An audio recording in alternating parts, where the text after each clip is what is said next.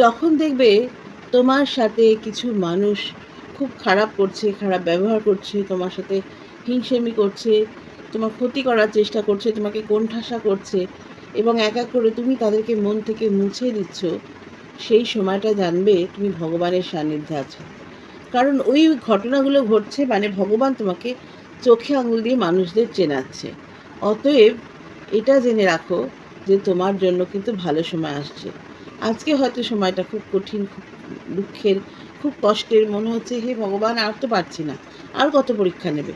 কিন্তু এটা জেনে রাখো যে ভগবান পরীক্ষা নিচ্ছেন মানে তোমাকে তৈরি করছেন, তোমাকে ভীষণভাবে স্ট্রং করে তৈরি করছেন। অতএব তোমার জীবনে একটা বড় পরিবর্তন আসছে।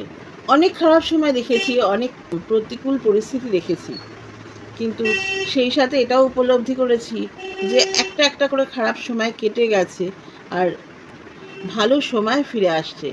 ভগবান পাশে আছেন, আমি ভীষণভাবে কৃতজ্ঞ যে ঈশ্বরের আশীর্বাদ নিয়ে আমি পথ চলছি। বেশি মানুষের প্রয়োজন নেই, খুব লিমিটেড মানুষজন সঙ্গে থাকুক, কিন্তু তারা যেন অবশ্যই ভালো মানুষ হন, যাদের মধ্যে ঈশ্বর বাস করেন।